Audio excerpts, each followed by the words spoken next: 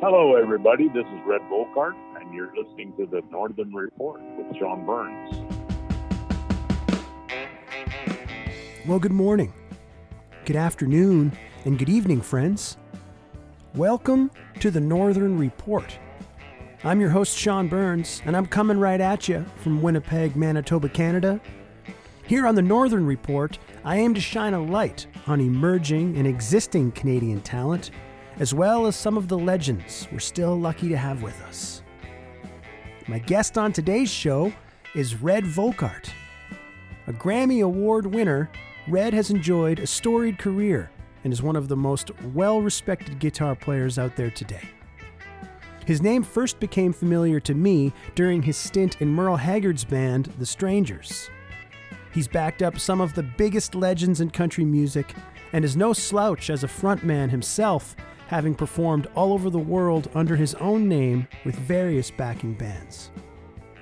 Now, I first connected with Red in early 2020 when I was in the process of assembling a group of some of my favorite musicians to play on a record that I was set to make down in Texas. When the pandemic hit, plans of course changed, but I remained in touch with Red online and semi-regularly feature his music on Boots and Saddle, my weekly radio program here on CKUW. Red's work with Merle Haggard and his Austin, Texas-based group Heybale are well known in country music circles. I was interested to learn more about his backstory and the journey that led him to becoming known globally as one of the finest country music guitar pickers of his generation. It was a great pleasure to speak with him, and I know you'll enjoy my chat with Red Volkaert. You rang? I sure did. How you doing, man? Good. Still a good time for you to sit down and have a little chat? Yeah. I'm glad you made the time. I really appreciate it. No worries. I didn't know you were in Winnipeg. I grew up in Southern Ontario, but I moved to Winnipeg 8 years ago now. Oh, okay. You must know a lot of folks around here. Not around there, no. I'm more of a Western guy. Of course, when I grew up, the West hated the East. I don't know if they still do or not. But. I think in Alberta they do.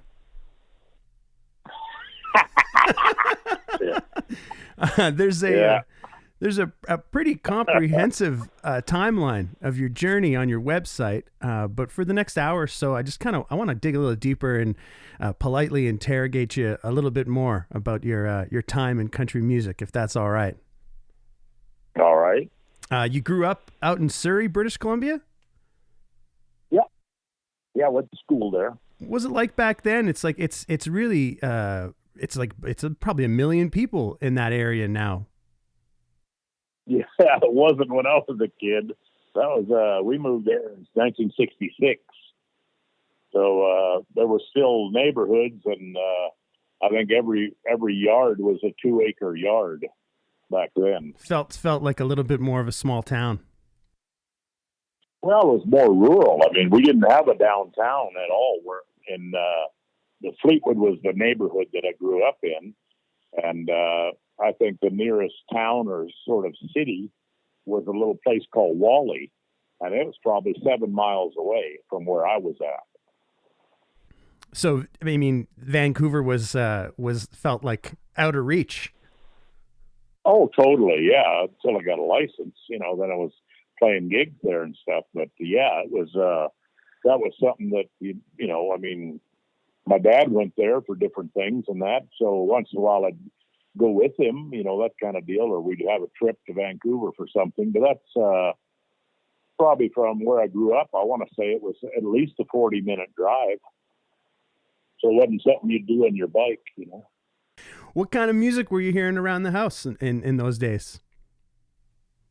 Well, as a little kid, my parents had a big hi-fi console in the middle of the living room, and they played all kinds of stuff. My mom liked Ella Fitzgerald, Aretha Franklin, Fontella Bass, all kind of R&B, kind of blues and that sort of thing, and pop music back then.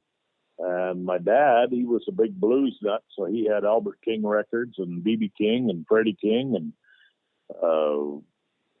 Jimmy Reed, and and then on the bottom of the stack he had I think it was Waylon's first record, and everybody's first record back then would have been a couple of Buck Owens records, a Merle Haggard record. I think I remember seeing the Jerry Reed's first album on the bottom of the pile too. And so they listened to a little bit of everything. And my mom liked Les Paul and Mary Ford, and she had a Jimmy Bryant EP. I don't know how she wound up with that, but when she was a young gal, she worked in a record store. So I think she started her collection back then in the 50s, stuff she heard or whatever at the store. Then I will get a copy of that. So she wound up with a Jimmy Bryant one, which of course I wound up stealing and wearing out and ruining. But pretty well rounded. I think I've always thought that that country music is for sophisticated musical palates, and I'm wondering if you remember the first time you heard country music and if it resonated with you right away, or if it took some time to sort of absorb. I don't know. I mean, listening to all the things that my folks listened to, I mean, they would get another couple or two over on the weekend, and they'd move all the furniture and blast the records away. So I remember waking up at 2, 3 in the morning and hearing the Ray Price shuffles all night long. So I think just a little osmosis through that made me go, oh, that's pretty cool stuff, But as a kid in school, of course, you couldn't be caught dead having a country record in your collection, So because if back in the I guess the late 60s, early 70s, if you weren't a rock lover, then, you weren't shit really, as any teenager knows. It's a hard thing in school to try to fit in. And part of that is the music you like, So my brother is a year older, so he had all the records of the day of the rock bands back then, the Deep Purple and Led Zeppelin and Grand Funk and that kind of stuff. So I got to hear all of that and learn and listen to it and learn a little bit of it. But I had my parents' records that I could sneak and listen to those. And of course there was a lot of blues and a lot of country and, the Ray Charles stuff and the Aretha Franklin. I couldn't understand any of that or the chords of that stuff. So it was Greek to me as a guitar guy. But, as a little nerd learning the guitar, it seemed a little bit easier to stumble around and follow the blues guys and the country guys. So, I've always heard of country music as a dumbass's music. It's not sophisticated at all. Even as a kid, I remember people, oh no, we don't listen to that stuff. That's kind of hillbilly, whatever, And then later on, even in the 80s, when I moved to LA, I'd run into guitar players and they'd kind of chuckle and say, oh yeah, I know some country. And then they'd play a really bad version of Wildwood Flower and yuck it up and think it was like just dumb shit music, Yeah. And I remember that. I don't remember anybody saying that it was sophisticated at all. But, as a guitar kid, I learned the rock and the blues stuff to be able to not get beat up in school. But I always had the country records on the bottom of the stack. And I guess from listening to them as a young kid with my parents, listening to them and dancing to the music and that, I just loved the sound of it. And when I finally got into the guitar, like 10 years old, I decided that, I'm going to try and emulate some of these sounds. And of course, like anybody, when you get one lick, you think, oh, great, I'm not quite such a dummy. I can learn a little bit of this stuff. And once the hook was in, that was it. It was over. I liked everything and I tried to learn everything, but I tried to learn the country stuff just as much as a teenager as I did the rock and the blues stuff, And I don't think I was prejudiced in saying that one was better than another. It was just totally different sounds, but yet they're all kind of hard to learn, when you're 12 years old. So that was the fun part. I refuse to believe that Ray Price's vocals or James Burton's guitar playing is not sophisticated. Well, I think that's a dumb shit telling you something like that, in my opinion. That's like somebody saying to you, boy, that guitar sounds great, like Chet Atkins did to a guy. The guy said, hey, that guitar sounds great. Chet Atkins hands it to him and says, how's it sound now? It's the same thing. Somebody tells you that country music is real bad. Hand them a guitar and say, "Well, if it's so dumb and simple, play me something. Play me a Jerry Reed song or a Chet Atkins song. I guarantee you'll hear crickets."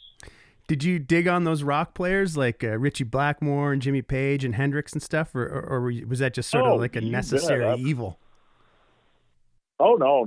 I loved I never was a Hendrix guy for whatever reason. I never was, and still not. But as a young guitar nut, I was a big time Richie Blackmore and Alvin Lee from 10 Years After. Oh yeah, they were my two kind of hero rock god guys. And maybe it's because my brother had more of their records, and I listened to that stuff and went, "Oh, is that ever cool? It's fast and crazy sounding, and I might be able to try and get some of that." Was your brother a player too? He's a drummer, yeah, really good drummer. You guys playing bands together growing up? Yeah, you bet. So, who were your favorite country pickers? Well, back then, I didn't know anything but Buck Owens, Merle Haggard, Ray Price, and the Jimmy Bryant record.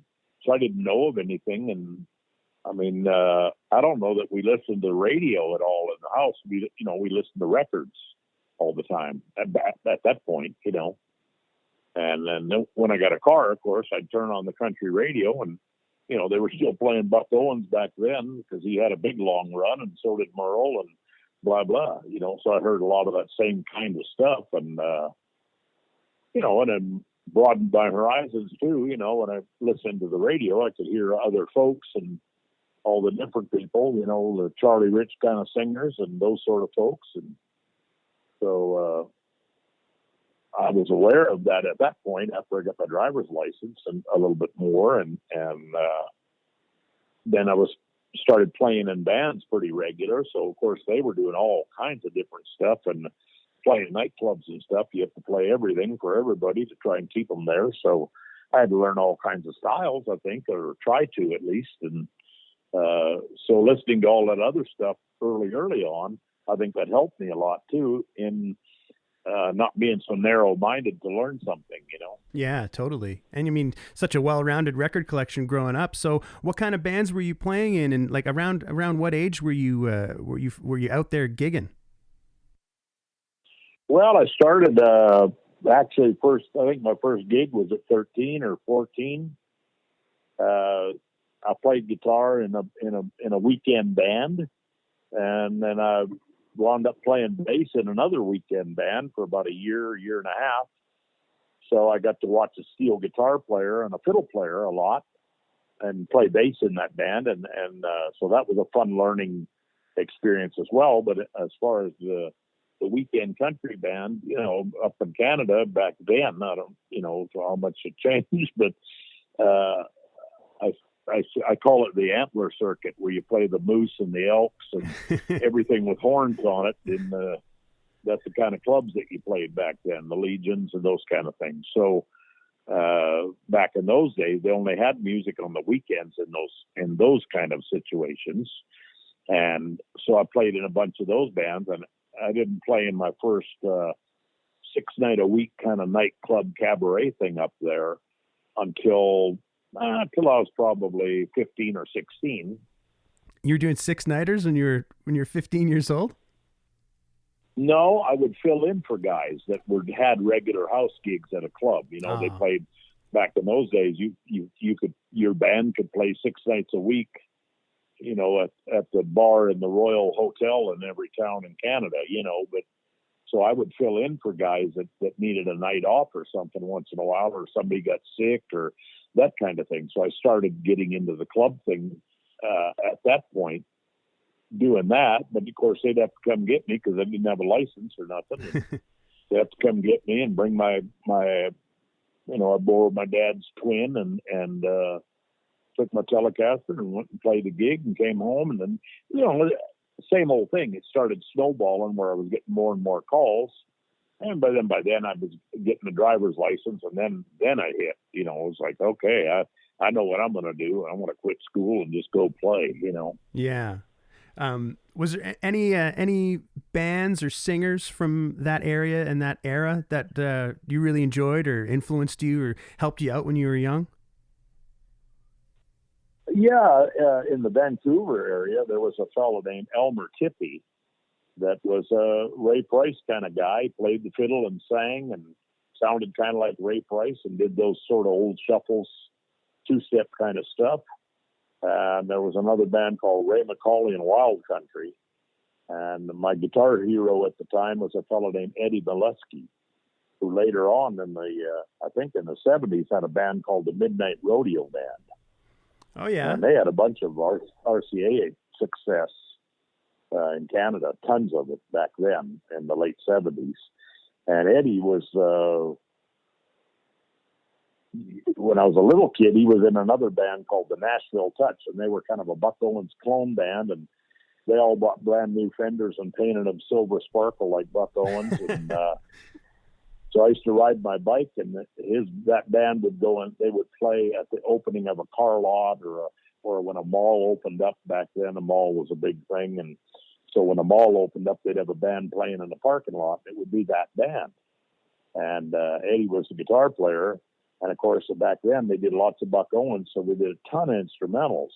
And he knew every one of those Don Rich instrumentals. So to me, he was God. And, you know, because I was a guy I could ride my bike to see and actually watch him play instead of having the records and, like when am I going to get to see Ritchie Blackmore or Alvin Lee? Of course I did, but that wasn't until, a little bit later on. And I got to watch him play and go, holy shit still. But, so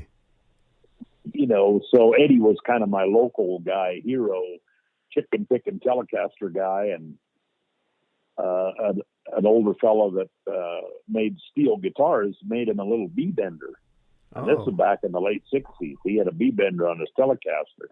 So, of course, he could sound like a steel player, sort of, and they didn't have a steel in the band, so he was it. He got all the guitar solos and the steel solos, so it was awesome for me to watch a guy like that. Just, to me, he was the whole band. Yeah, for sure. So they were kind of the two popular bands when I was a little kid growing up that I was just idolized. And, back in those days, we didn't have cable yet, so all we had was, CBC, and I think NBC was the only American one. So we watched all the, Tommy Hunter show and back then, and a guy named Ronnie Prophet had a TV show for a while in the 70s, and so I watched those kind of shows, and they would always have a lot of American guests on and stuff. So that was our only chance to see somebody play unless they came through town, on tour or something like that. So I'd say Eddie was my main influence hero back then in the, early mid-70s kind of.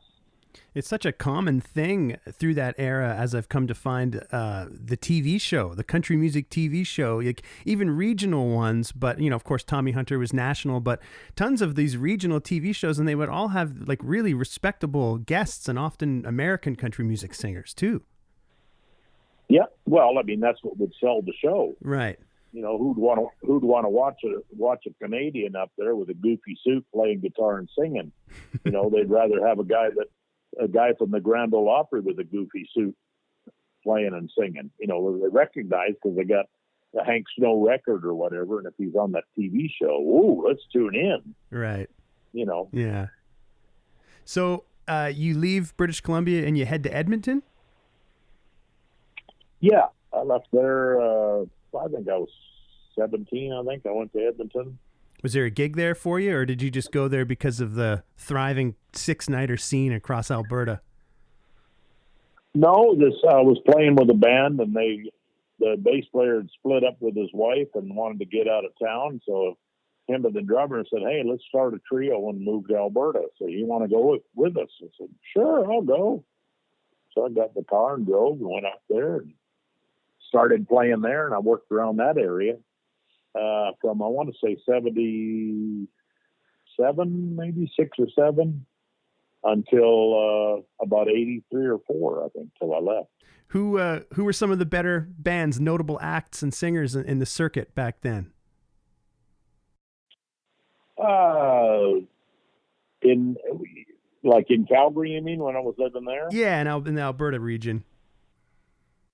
Well, in Alberta was Joyce Smith and Rodeo Wind was a really big cowboy country band. Her husband was won the all-around bronc riding and steer wrestling and all kinds of. He won everything for several years, and so we did tons of rodeo stuff when I finally got to play with them. But they were a real popular band, and there was a band called the Prairie Fire Band that had been around forever. Did a lot of stuff, and of course Ian Tyson was big living up there at that time. There was a fella from Red Deer named Larry Gustafson, who was a really good singer and real funny comedian guy, and played guitar and sang, had a great band. And a gal from Edmonton named Laura Vinson and Red Wing were really popular. Well, there's a ton of stuff going on back then. Yeah, it's it'll probably never be like that again. It just seems to me just so exciting and rewarding to be able to play country music 6 nights a week, every week, all year long. Yeah, I think those days are gone because of everything, the drinking and driving and that and all the politically incorrect, Did you leave Edmonton to go to California? Well, I kind of bounced back and forth between Edmonton and Calgary. When I first left Vancouver, I went to Edmonton. Pumped around there for a couple of years, about 3 or 4 years, I guess. Then I went down to Calgary, then up to Red Deer, back to Calgary, back to Edmonton, that kind of thing. And I think the last thing I did was up at Edmonton, some stuff there, and it would have been 85 or 6, I guess. And then from there, I went to Los Angeles after that. Was it like kind of realizing you had to go to a bigger market to make a bigger splash or get a higher profile gig? Nah, I wasn't into that shit. I was just a dumbass guitar player wanting to learn, to me, it was like the reason I left probably would be, I'd have to say, was that up there, it seemed like, and since I found out in other places too, but it seemed like the mark of a good guitar player was a guy that could copy somebody else and sound just like an American artist. So up there, it seemed like that. And nobody wanted to hear, as a guitar player, nobody wanted to hear a guitar player that did his own thing or had his own way of doing something. It was like, nah, you got to play everything note for note off the record and copy exactly what the session guys in Nashville did, even on the Canadian guys' record, so, which is fine. I mean, I did that and I learned a lot and I copied a bunch of great stuff that way doing that. But it just seemed at that point in my life was like, I'm tired of copying all this shit. I want to do some stuff on my own and make my own kind of sounds and play the way that I do, because I thought, good or bad or stinky or not, I am developing my own style somewhat, and I want to keep learning. I don't want to just stay stagnant and just, learn next week's top 40 songs and say, oh, that's the same licks from 3 years ago on a Steve Wariner record. It's like, you just get tired of doing that stuff. So that's kind of what made me leave. And my goal wasn't to go be a star or none of that kind of stuff at all. My goal was I wanted to go to Nashville and either watch and see the guitar players that I knew of because of the records that I had. I've been learning off records and tapes forever and thinking, okay, I'm learning all this stuff. And I got, some Grady Martin licks and Chet Atkins licks and, all these different guys, Leon Rhodes from Ernest Tubbs Band, studying all this stuff. And but man, if I could go down there and see those guys play, I'd know if I was doing it right or wrong, if I'm even in the right position or close to, am I learning the right way? Or if I get to see them do it, it'd be awesome. That was my goal. So at that point, I was like, okay, I'm going to go down there, but I better stop and see my mom first in Vancouver in case I get killed when I'm down in the States. And she's in Vancouver, so I'll just start down that left coast and I'll head down that way and eventually get to Nashville, which is what I did. I started there in Vancouver, just drove south and got to LA eventually, and I stopped in Santa Cruz and played there in San Jose and all of that, kind of thing, and went to LA and did that. And I was there probably 4 years and got tired of my car getting broke into all the time. And I just went, fuck this place. I'm out, It was great because I got to see so many wonderful players. And if I had a night off, I'd go watch old jazz guys play that just you never saw in Canada. I would go one night and see Mundell Lowe, a jazz guitar player, playing with Jack Shelton, who was, I want to say, Mike Douglas's Merv Griffin's trumpet player, band leader on the TV show. And go watch those guys. And then there's another night I'd go watch Frank Gambale, who's a phenomenal fusion jazz guy. And, they all lived there. Albert Lee lived down there. So I got to see him play a bunch of times. And so I got to meet a bunch of people and play with a bunch of folks. It was great. But I finally got tired of the getting broke into and just the whole, when you're a poor musician, you can't live in the best part of town that's safe, kind of thing. So I just got wore out on that after about 4 years and said, it's time to get to Nashville. So I loaded up and headed on. Was it similar, like to the Six Nighter thing down there, or what was the landscape for country music like?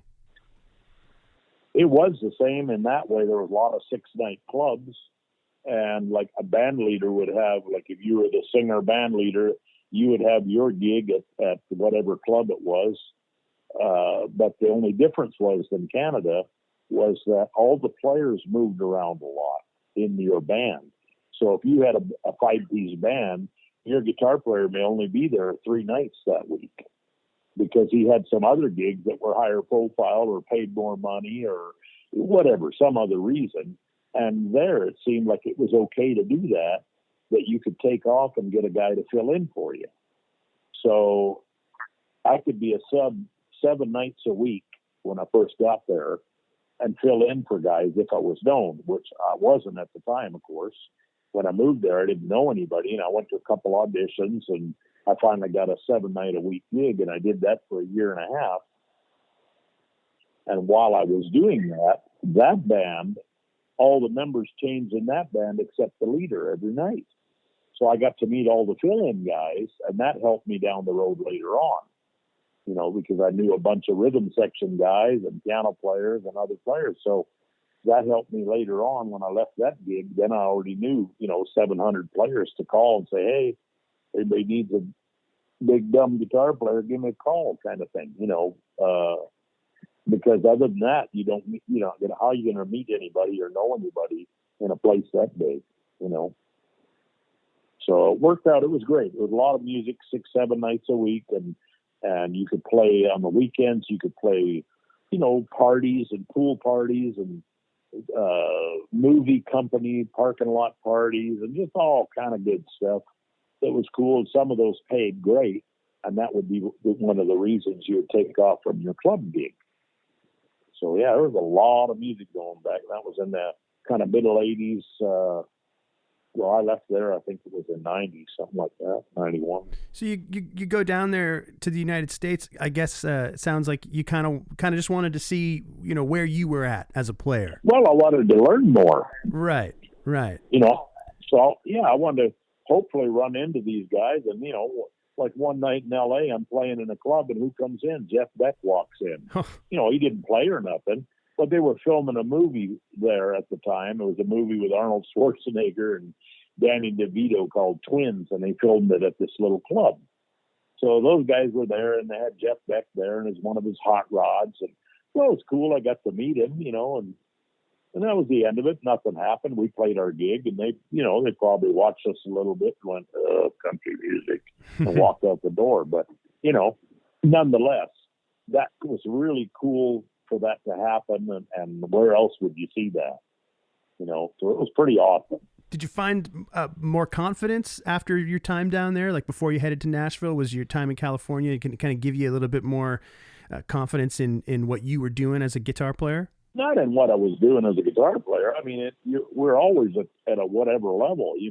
We're always learning, so we're always eager to learn, I hope, and so I don't think there's any kind of, if you think you're good and you want to be a cocky asshole, shit, LA is a great place to get knocked to your knees.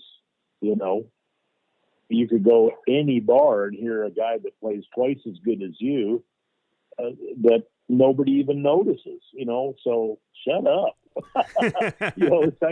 It's that kind of thing. So yeah, it's humbling in that way. So, I mean, if you're that kind of person, guaranteed it'll humble you, or you'll take your great ass and go home because nobody else thinks you're that great.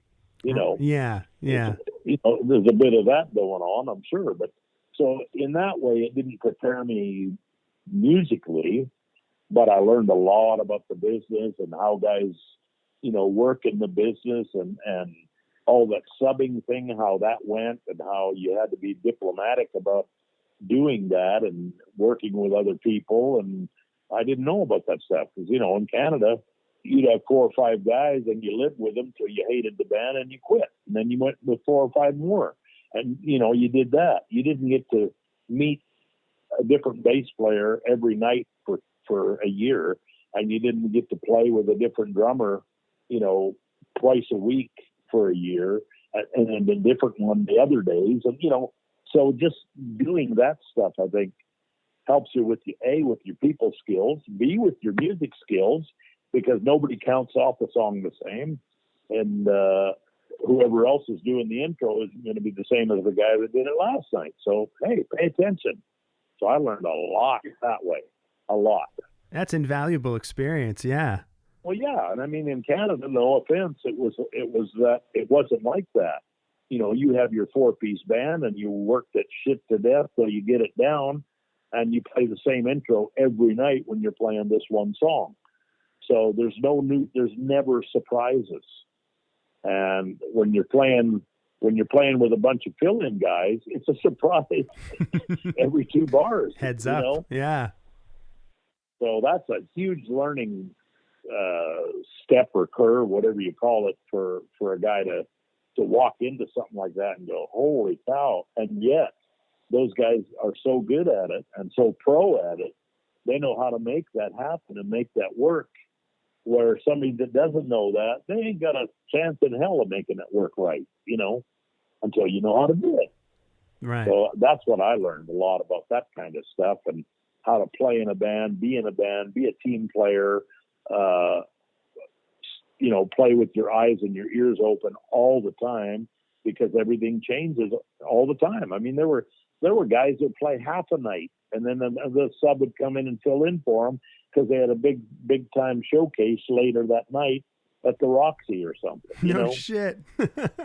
Oh yeah, it was unbelievable, but it was wonderful. That's really cool. So yeah, that must have really, really made an impact on your progress as a musician. And I guess you always had designs on going to Nashville.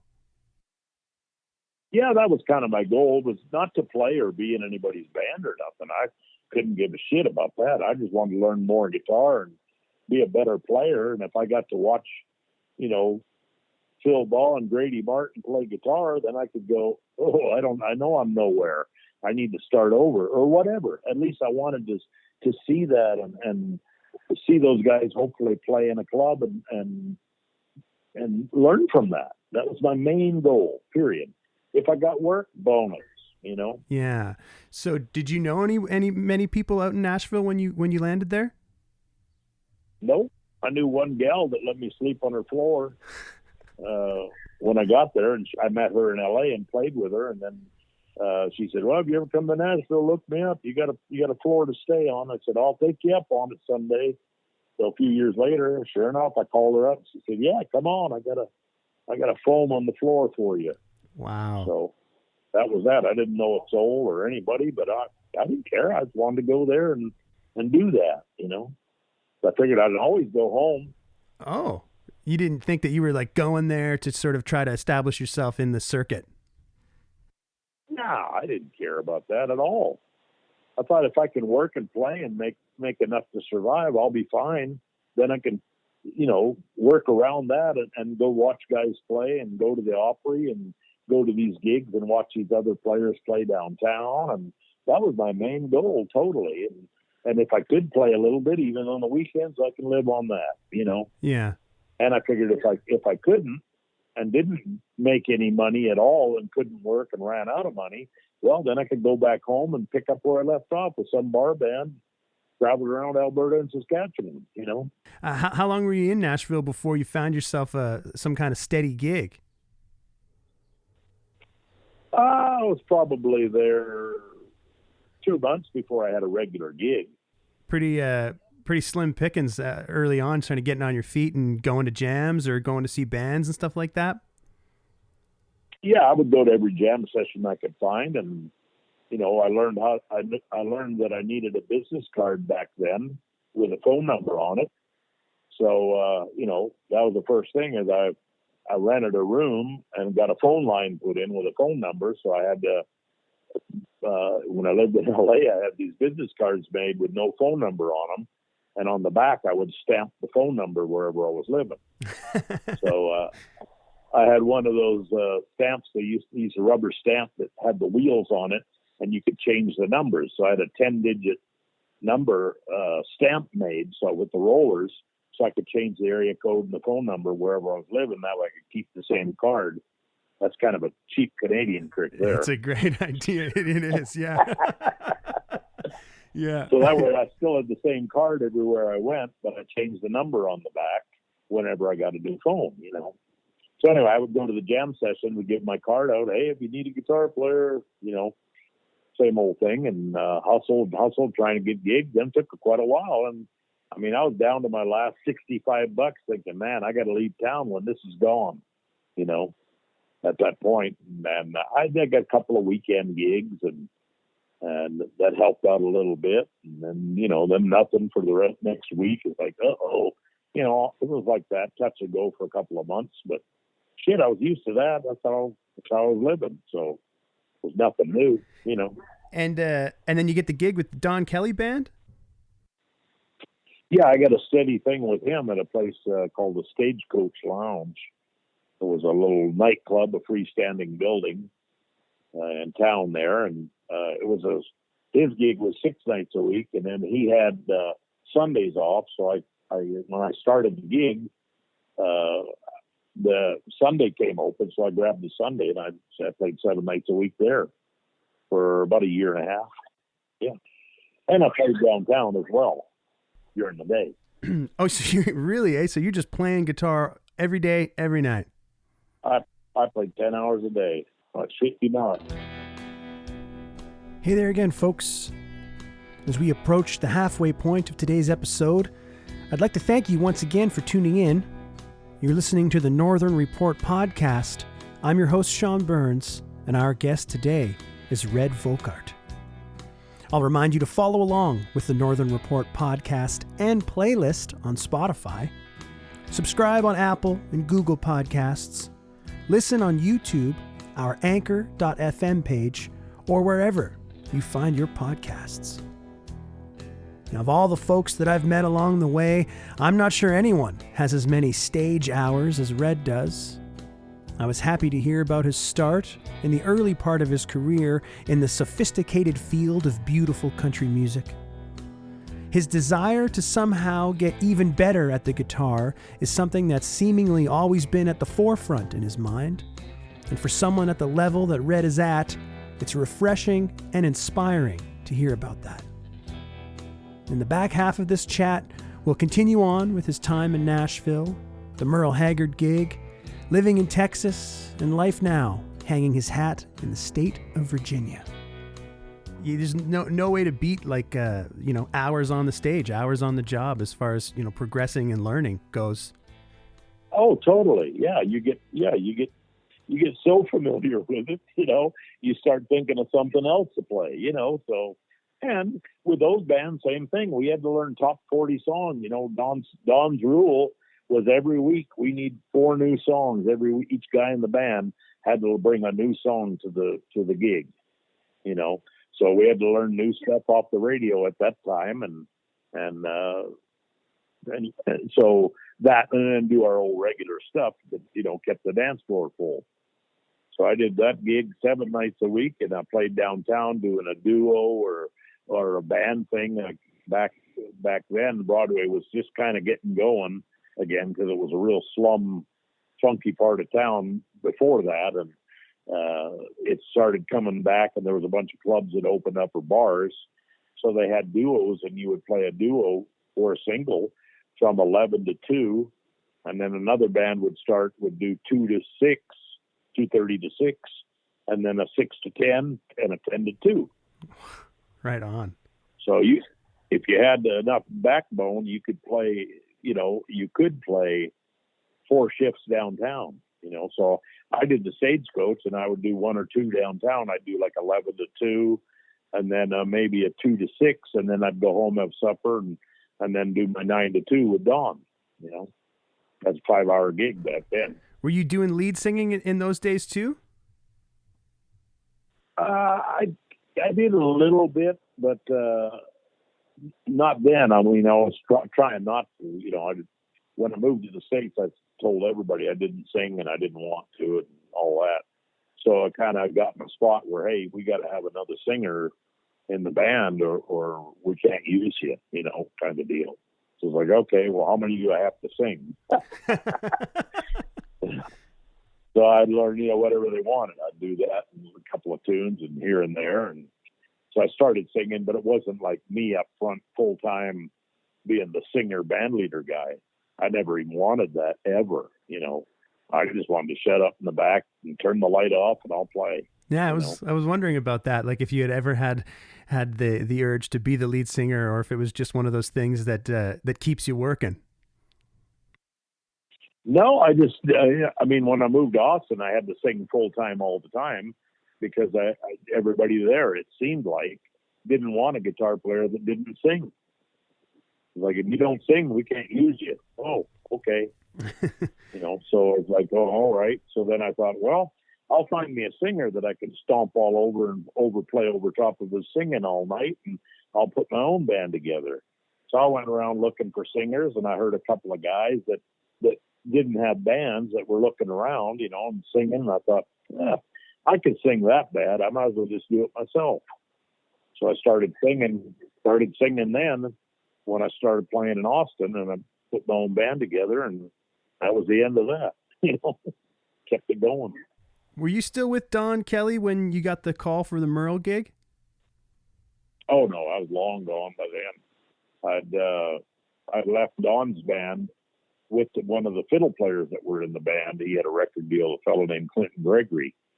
So we went on the road for a few years doing that. Then when I got back to town, when that fizzed out, I got back to town and went back with Don, and we were playing at a different club at that time. He'd quit the Stagecoach, and he was playing at a place called the Pink Elephant. We did that for a little while. And then I went back on the road with somebody else, and then they played at Gabe's for about 6-7 years, another lounge bar up at the north end of town. And I played that for off and on for a couple of years with them, filling in mostly. And then eventually he went to Roberts down on Broadway, and I'd come back off the road again for a while. And so he said, hey, you want to play? I need a guy.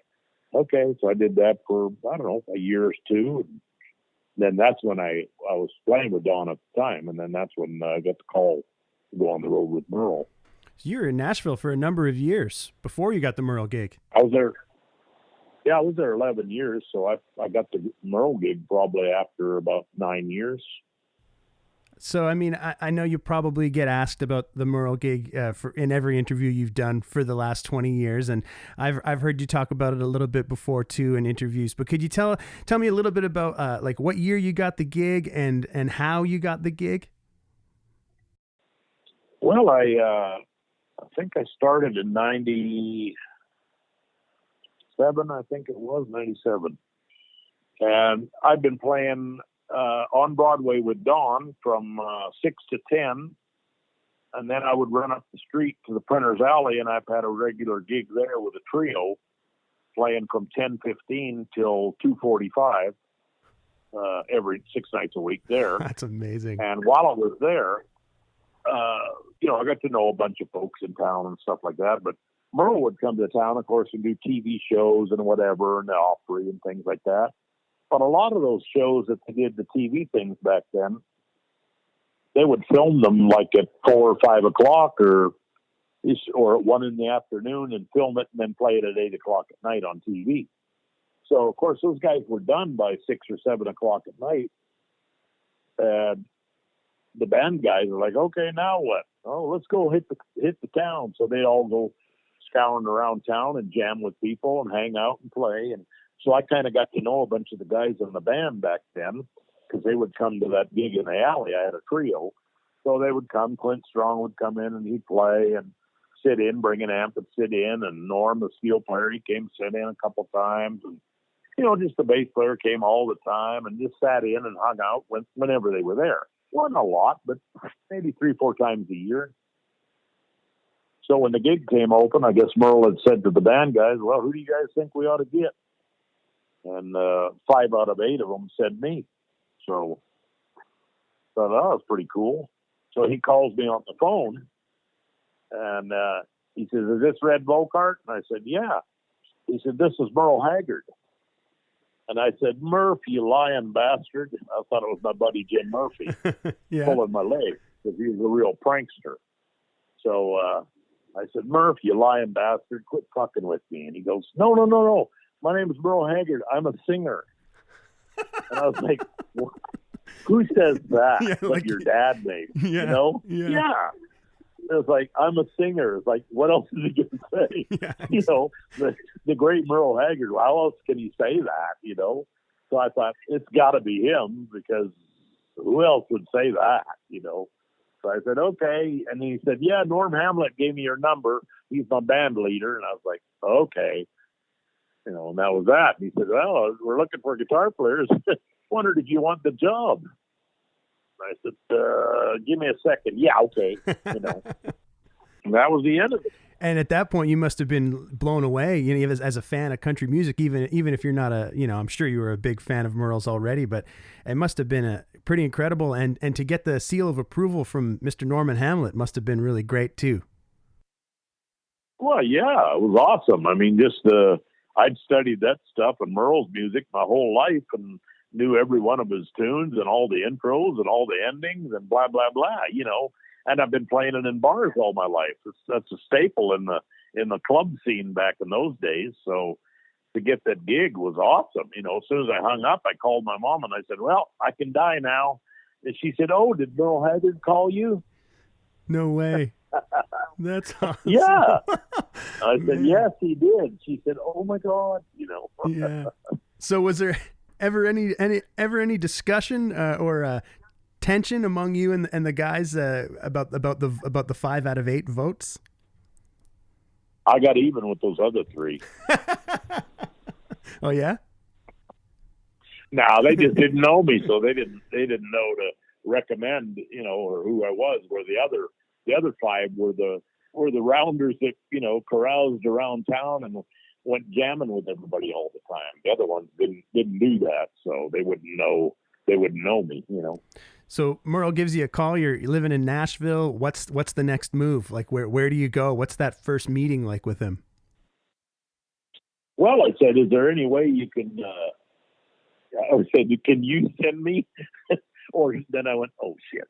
I said, or somebody in your band send me some tapes or CDs or whatever of the way you're doing stuff now. I said, no offense, but I've learned all your stuff off the records and I know it verbatim, so that's not a problem.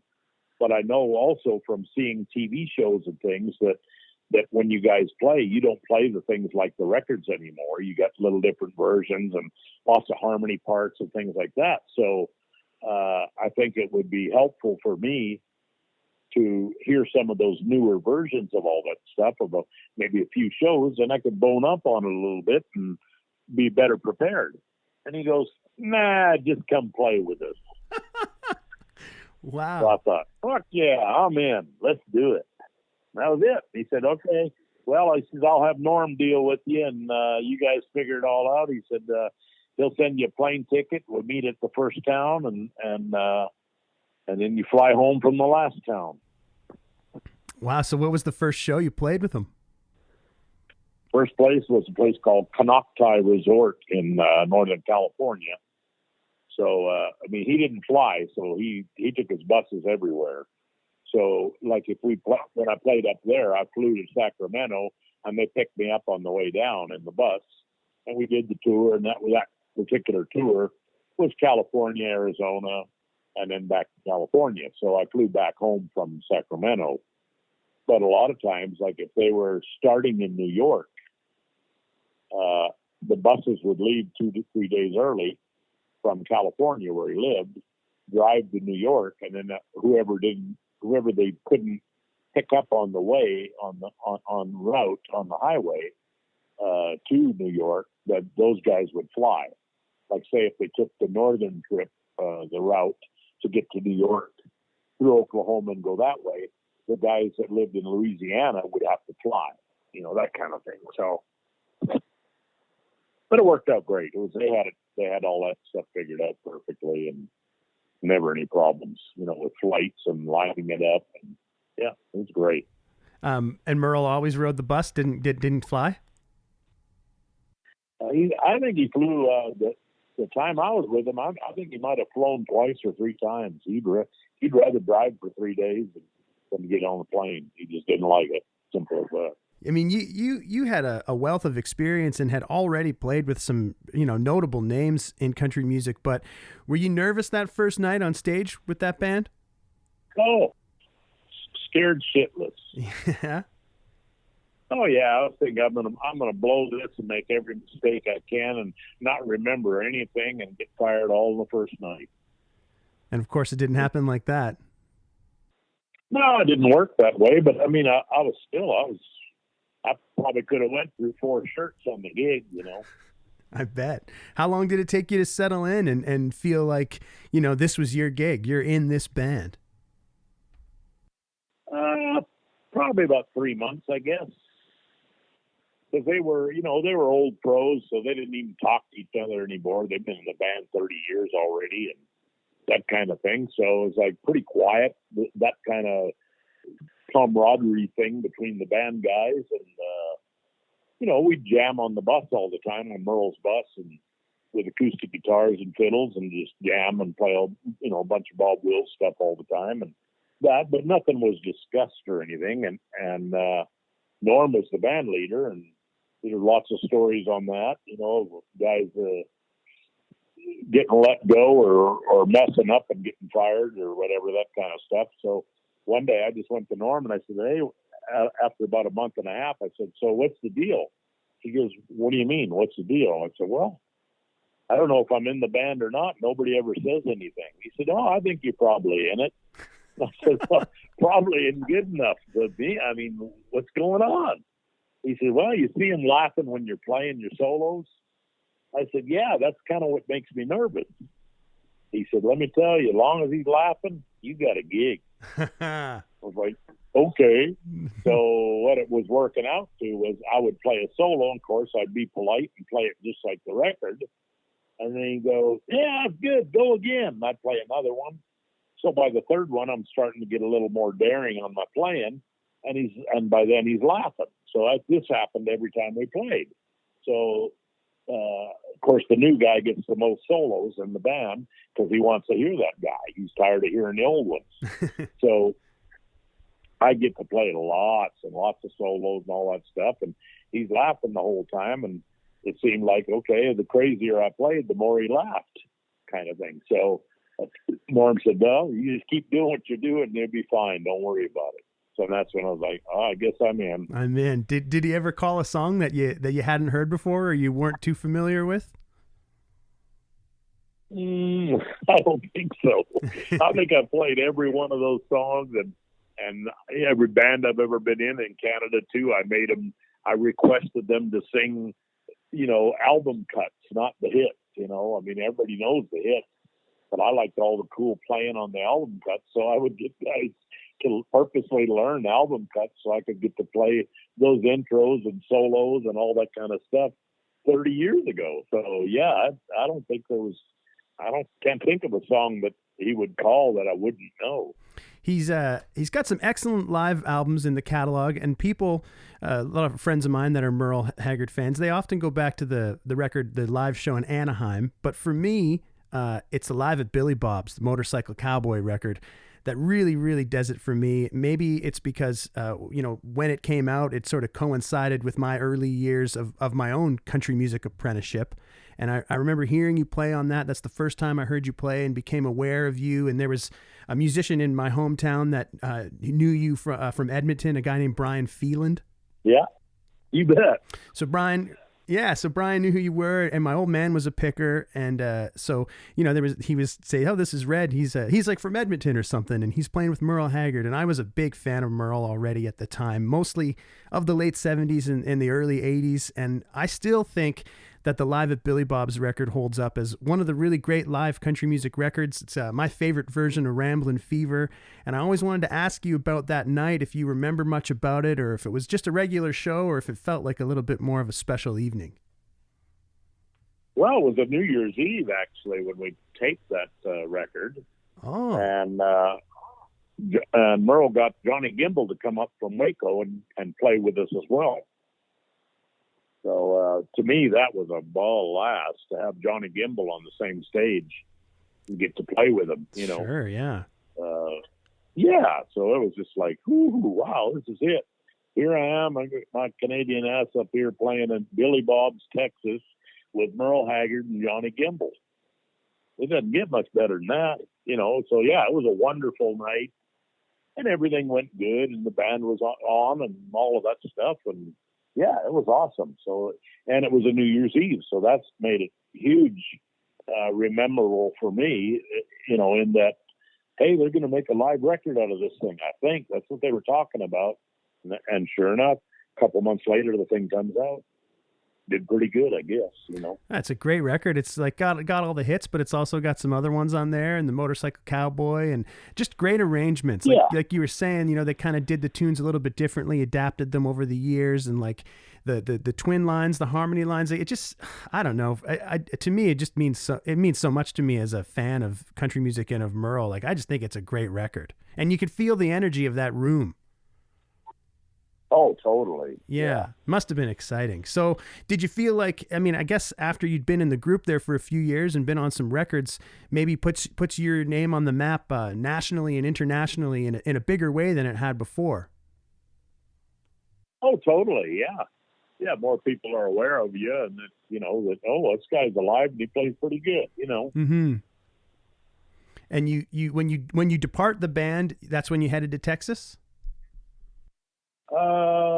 No, I'd already moved to Texas at that point from Nashville. I was playing, when I was with Merle, yet I had some of my gigs downtown, and then he was working a lot. After about the first year, seemed like he worked a lot. So I ended up giving my gig to Johnny Highland with Don Kelly. Johnny was playing across the street at a place called the Turf bar, and a tornado come through town. A weird first big tornado there came through and whacked out the building and knocked it right off the corner, tore it all down. So he was out of a gig, and he'd been subbing for me anyway. He was doing afternoons over there and then subbing for me on the night gig, doing the 6 to 10. So I said to Don, I said, hey, I'm on the road a bunch and I'm gone a lot, and I think it'd be a good idea if Johnny took my place and joined your band as a regular, because he's out of work on that other gig and he needs the steady work anyway. And I got a good gig on the road and I'm not home that much. So how about if I be Johnny's sub when he needs to sub and I'm home, that kind of thing. Don was like, yeah, that'd be great. Sure. Okay. Because we had a really good friendship, me and Don Kelly, really, really good buds. So it wasn't like, oh, I'm quitting your band because I don't like you anymore. It wasn't that kind of deal, or none of that, Right. So anyway, after that, it was like, yeah, we're on the road a lot. And the little bit we were in town, I played some here and there. But by then it was starting to change a lot for me in town, the music that was going on. And it seemed like when I left, that Don Kelly was kind of the last real country band on Broadway. So I thought, it might be a good time to jump ship. I got a good gig that's paying okay, and I can afford to move. But if this gig folds up, I won't be able to afford to leave town and go somewhere else. So I decided to move then, and I moved to Austin. And then I still played with Merle for probably a couple of years after that, while I had moved to Austin, relocated there.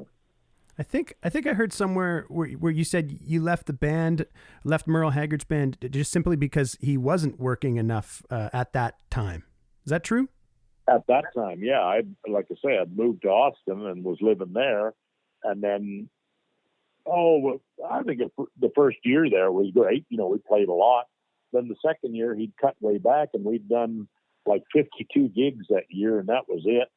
And then the next year, they had 40-something on the book because he just didn't want to play at that point. He was starting to get a little bit sick once in a while and canceling some gigs and things and all of that. So I was like, at that time, I was still married to this other gal, and I needed to work because she was pretty greedy and wanted. And I was like, man, I gotta work more than that. I can't make it work on that kind of amount of work and money. So I had to quit because of that, you know. And, you know, you were thinking ahead, so you went down to Texas, a comfortable place to play country music, the infrastructure, a lot of pickers, a lot of venues. And when you got to Austin, it was still bumping, hey? Like it was gigs all over town? Oh, yeah, it was going. There was like 200 clubs in Austin going at that time. Just a shitload. Like Nashville, same thing, real busy and lots going on, you know. Did you form the Heybale band when you got there? Was that the band you were talking about earlier? No, we'd actually had the Heybale band for about 3 months in Nashville with the original guys was Gary Claxton was the singer, and Tom Lewis was the drummer, and I was the guitar player. And we had that band in Nashville for about 3 months. And then I was gone all the time, and Tom was going to move back to Texas. So he moved, and Gary moved. And then when I got to Texas, Tom says, hey, you want to put our Heybale band back together? So we did, and we started at the Continental and, you know, added Kevin Smith on bass and Earl Ball on the piano. And we ended up having, Sunday night residency there for 20 years. 20 years? Yeah. Oh, man. Yeah, the same as my afternoon gig that I had with my band was 20 years as well on Saturday afternoon. When you were off the road with Merle and you were living in Austin, were you playing 6-7 nights a week still? I worked as much as I could, yeah, you bet. And then when I quit Merle, then I played 7 nights a week and 2 shifts on Saturday and Sunday, you know. That's so great. So I don't know. I've talked to a lot of people and played music with a lot of people over the years, but I'm pretty sure you've got more stage hours than anyone I've ever met. I don't know about that, but yeah, I mean, if it's available, I'll take it. I've been that guy my whole life. So, you know, until just recently, I moved to Virginia for that very reason, just so I won't be playing 7 nights a week till 3 a.m. every night. And yeah, I wanted to get away from all of that and just take a break from it. And I'm out in the middle of nowhere where there's no bars. I'm out in the country, but I didn't anticipate the COVID thing, but it's starting to come back now. But I thought, well, I could still go travel and do stuff half the time or a third of the time and cut way back, but I won't be playing the bar thing every night, you know, all the time by living out here. So now I'm in Virginia doing that. And I'd say then the COVID thing hit, so I didn't have anything for a year other than, you know, things I do at home, teach Skype lessons and do a Dropbox kind of recording for guys, you know, recording stuff at home and sending it, uploading it and doing it that way. But so now with everybody's had their shots, I guess, or most everybody, that it'll start coming back hopefully, and I can go back out and play a little bit and travel and kind of pick and choose what I want to do instead of slamming it out 7 nights a week, you know, because I've always been the guy to never say no to a phone call. Well, I've been watching some of those Facebook Live shows from the Floyd Country Store, and you seem to have landed on a really nice rhythm section up there. Did you know those fellas before you got there? No, No, I met him kind of through email, sort of a deal. The bass player reached out to me and said, "Hey, I heard you moved to our area here, and sure like to get together with you and do some stuff and blah blah." And I know a drummer, and oh, great, So slowly, because of the situation, I haven't met very many people, but I think in the fall we're going to start a regular Thursday, like a happy hour or some kind of gig at that little store when they get to the place where they can have it open more, with the public. Right now it's still kind of streaming stuff only and playing safe. But if it comes back and opens up, well, then I'll have a regular Thursday residency gig for that, and that's about almost an hour drive one way. So it's, once a week I can do that, but I don't want to do a whole bunch of that stuff, drive an hour every day to go, or 2 hours there and back every day to go play a bunch of bar gigs. I'm just kind of not into it anymore, Yeah, well, hey, man, you've earned that right, I'll say. Well, I put in enough time, I think, You got any favorite guitar pickers out there today? Oh, all the old dead ones. Yeah. Any of the living ones? Favorite. Huh? Any living ones that you find yourself enjoying the playing on? Oh, they're all great. Everybody. I mean, there's just a pile of great new guys or young guys that are out there that play all kinds of everything. I mean, there's just wonderful players, I think, because the young guys get to learn so easy now. They can go to YouTube or, they buy a video for $50 online of what a guy took 30 years to learn, and they can buy that and learn that in an hour and a half. I think it's pretty awesome. Yeah, much different. Yeah, it's a wonderful thing. So yeah, well, everyone I've seen and heard online sounds great. I got no complaints. Are there any artists, or are there even other guitar players that come to mind that you haven't worked with yet, but that you'd like to? Not that I can think off the top of my head. I mean, I'd like to play with everybody. That's all good and fine. But I think in a way, I think if it never happens, that's okay. I've made enough noise in my life, and that's all good. But, if something comes along, shit, I'll do it. I mean, I still got other things I'm doing, like coming up this fall. I got some gigs with Bill Kirchen. We're playing together again. And, it was always fun to play with other guys and other players and that too, and I think I played with most of them, or a pile of them. I mean, at least in my genre, Thanks very much, Red. Man, I really appreciate it. It's been nice to meet you, and I hope to get down there and get to play with you at some point next year. Yeah. All right. I'll look forward to it. Thank you, Sean. Thanks for your time, man. Have a great day. You too. Bye-bye. Well, friends, I hope you've enjoyed my chat with Red Volkaert. Huge thanks to Red for indulging me, talking about his career, his life, and some of the marvelous names that he shared the stage with.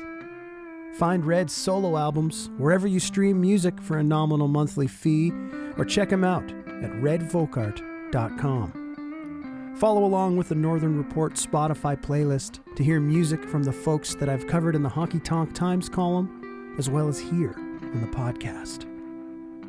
Give us a rating, subscribe, like, follow, and share the Northern Report. And thank you so much to everybody that's done that so far. Our logo was created by Boots Graham of Boots and the Hoots, Central Alberta's finest honky-tonkers.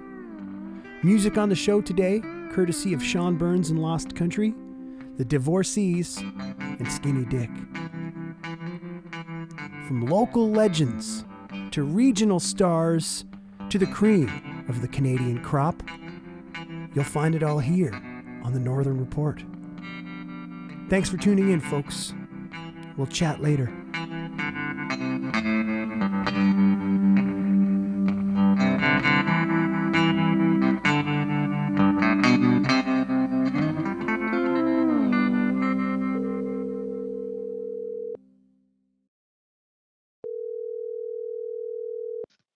Hey, bud, what you got for us today? Well, somehow my phone didn't ring.